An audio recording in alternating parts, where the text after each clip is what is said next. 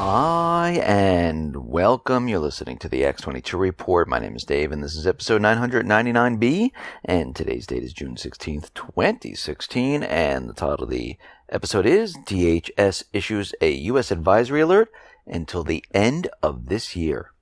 Let's get into the economic collapse, political, and geopolitical news.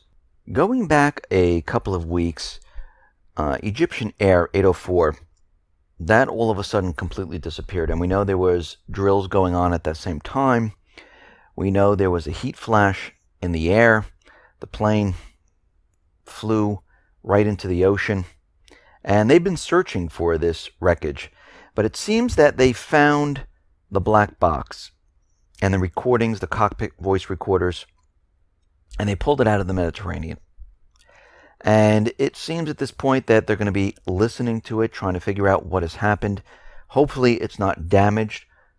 And we'll have to see what turns out from this, because this is our only evidence of what actually happened. And we'll have to see if there was something where there was a missile that hit the plane, or there was an internal problem, or there was an act of terrorism, which I don't think there was. But we'll wait and see to see what occurs. Now, out in Ukraine, Russia is out there, and they are continually saying that Kiev is continually stalling on the Minsk agreements. They're not going to implement it. Actually, Lavrov was out there saying that Kiev is trying to rewrite the Minsk agreements, and he says this is completely unacceptable. And he's saying that the Normandy 4, the U.S. needs to put pressure on Kiev to keep to the Minsk agreement. Now, we know the U.S. doesn't want this to happen. We know that Victoria Nuland has already stated that they're not even going to be following the Minsk agreement. And we see already that the U.S., NATO, they're all there. They're all there training, preparing, getting ready. NATO is demanding Russia get out of Ukraine or else. So we already have the propaganda heating up at this point. Now, we know that the EU they're going to be talking about the sanctions on Russia. And we know that France doesn't want more sanctions. Many of the European countries don't want more sanctions because it's really hurting their economies. And they would like to get rid of the sanctions, but the U.S. is continually putting pressure on them to keep the sanctions. Well, in retaliation to the sanctions, Russia had a food embargo, which is hurting the European countries. And right now, Russia is formulating a new list and extending their food import restrictions until the end of 2017. And they're saying, listen, if they extend their sanctions, we're going to extend the food embargo, and we'll just continue on like this. And it's really hurting the European countries more so than Russia.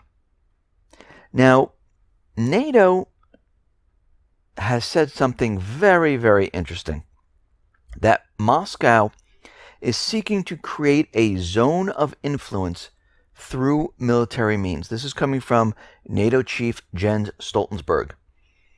Now, you have to listen to what he's saying here. And remember what has happened.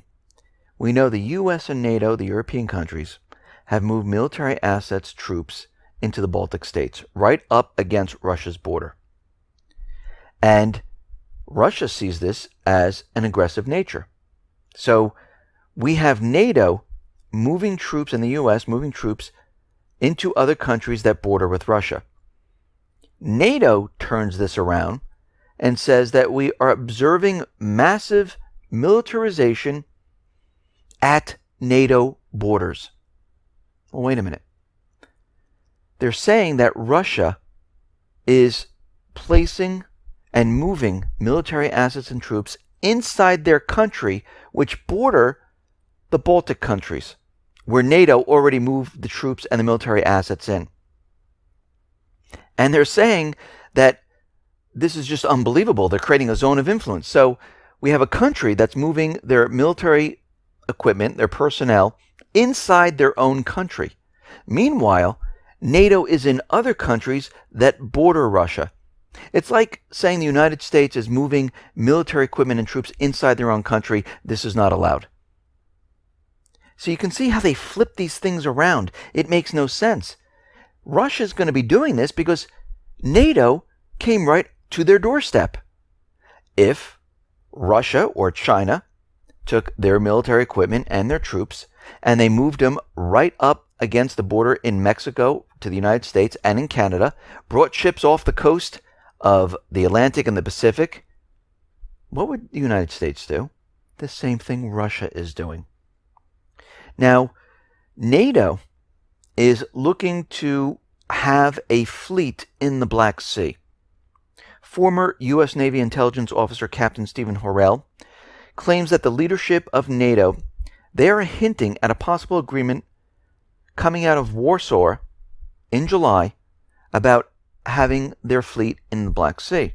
Now, of course, the Montreal Convention doesn't allow warships to stay in there longer than 21 days. But NATO is looking to get around this, saying that NATO members could rotate ships into the area on a month-to-month basis where they'll continually have ships there. So they'll have one warship in there, maybe two, maybe three. 21 days are up, another one arrives and goes to a different port. And this is what they're looking to do. And of course, this is all against Russian aggression. We see South Korea right now. They are conducting maritime exercises because they're preparing for North Korean provocations. They're doing a 3-day exercise, which starts today, and it involves 20 warships. Now, we know this is about provoking North Korea. They're hoping that North Korea does something.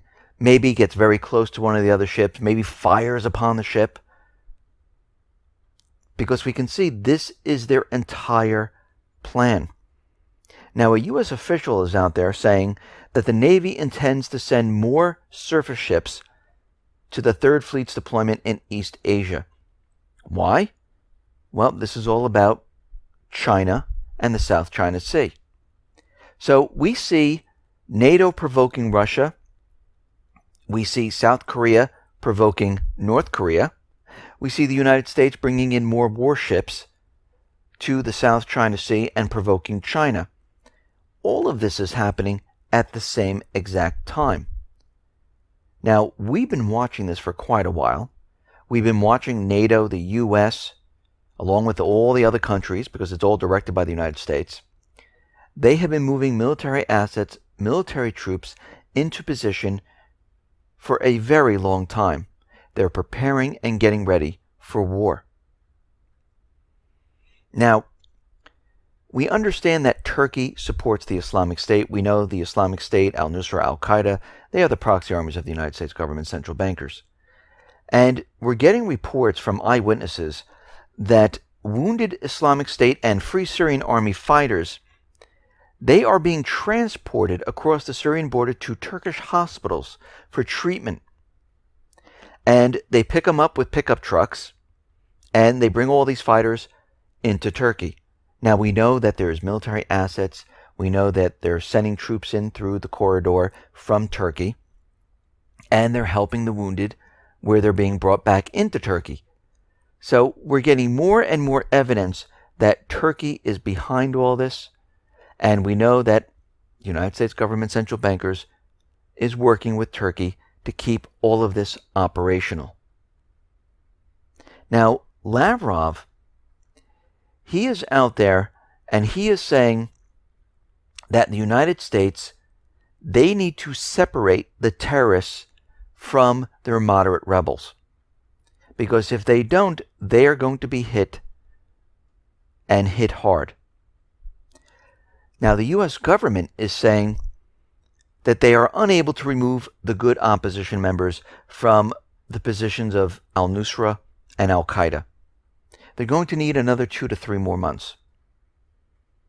Now, Lavrov is saying, I'm getting the impression that there is a game going on here. Well, there is a game going on here. And the United States is playing the game.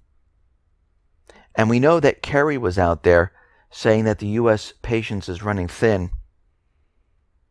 And Lavrov responded that Russia gave no promises to the United States or anyone on Syria or Assad being removed. Remember, this was not part of the ceasefire or the peace deal. We've always said Assad must be removed by the people or kept by the people.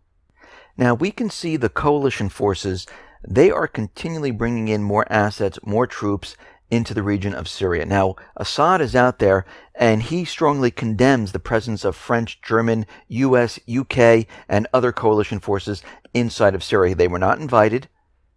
He's saying that this is a complete invasion of his country, and he is absolutely right. Now, the US is out there, and the corporate media, they're saying that Assad just created this new weapon, and he's using it against the people and against the moderate rebels. What is it? They're saying that he's using exploding pipes. Instead of barrel bombs, he's using pipes, and he's dropping it from helicopters. Well, think about this for a second. Russia is inside of Syria, providing them with advanced weaponry. Russia is using advanced weaponry. Why in the world would Assad start to use pipe bombs? Does that make any sense? And why would he use them on his own people? Pure propaganda. That's all this is. There's no reason for this because he's winning against the Islamic State with the help of Russia. They have advanced weaponry, and they're taking back huge swaths of their country, or his country. And the people are rooting for him. Why would he attack his own people? It's like during the revolution here in the United States, George Washington was winning the war, and he's going to turn around and attack his own people. It makes no sense. It's not happening. It's pure propaganda. Now, Kerry is getting very upset what's happening here, and the U.S. is getting very upset because he's saying that Syria, they have violated the ceasefire over and over and over, and they're responsible for this. And he's saying that the U.S. is not just going to sit there while Russia and Syria assaults Aleppo. Remember, Aleppo is a key area. Syria, Russia, they want this liberated. They want the moderate rebels out. They want the terrorist groups out. Because once they can get this, a lot of the plans of the United States completely falls apart. This is a very big key area. This is where the corridor runs in from Turkey. They need this area, and they're looking to keep it. And we'll have to watch that situation very carefully. Now, I just wanted to talk about the Orlando shooter once again. And yesterday I mentioned about the 911 call. How come we haven't heard the audio? Something very interesting is that on June 13th, AlterNet's Gray Zone Project, they submitted a request under the Florida's public records law for a written transcript or the audio recording of any phone calls that Mateen made during that time period. And Janet Lugo, the Records and Identification Unit Supervisor for the Orlando Police Department, replied on June 14th, saying that the requests are exempt from the disclosure at this time. We do not have to hand this over. And we're also getting reports that this was not really Omar Mateen, who made the calls. Calls were coming in, pretending to be the shooter. And I think this entire thing about the 911 call, complete propaganda once again. Actually, most of what we're seeing right now is complete propaganda. Now, CIA Director John Brennan, he was speaking in front of the Senate Intelligence Committee today, and he is warning U.S. lawmakers that the Islamic State, they're training and preparing to deploy operatives to attack the West. They're going to rely on guerrilla-style tactics to compensate for their territorial losses. And he's saying that the United States, Europe, they're looking to attack in these areas. Now, this is very interesting because they're using the Orlando shooting to tell everyone that the Islamic State is coming. Now, we know the economy is collapsing. We know it's deteriorating. We know the illusionary numbers are separating from reality.